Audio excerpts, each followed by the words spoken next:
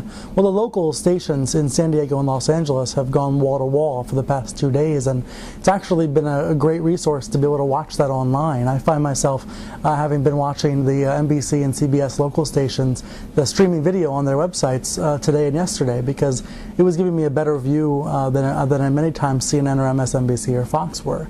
I thought it was more local, and it was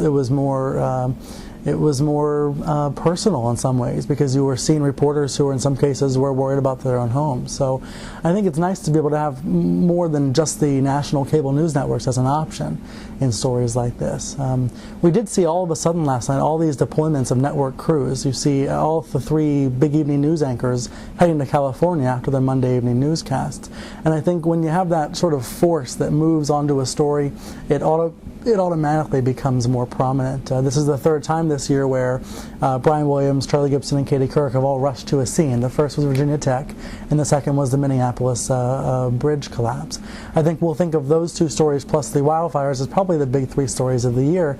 And one way to know that the big 3 stories is because we see the anchors all rush off to the scene.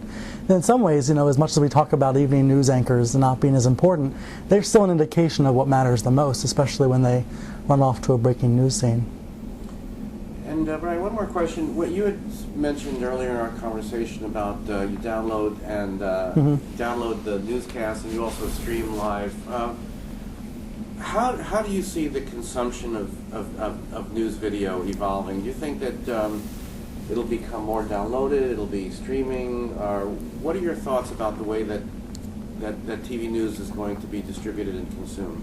I think for news video, streaming video is the preferable option and the main way to go. I saw that last week NBC Nightly News streamed almost 3 million video clips for that week. They also had 7 million viewers each night.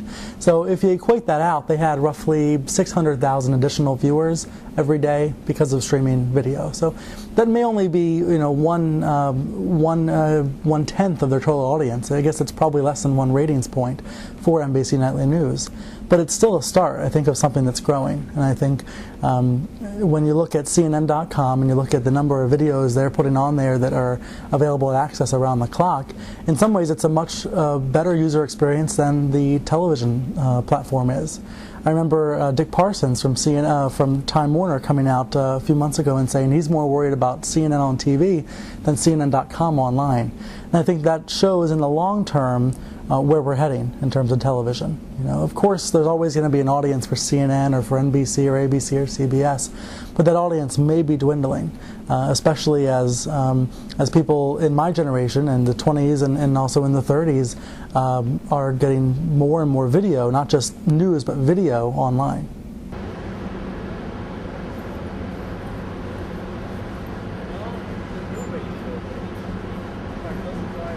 By the HDL.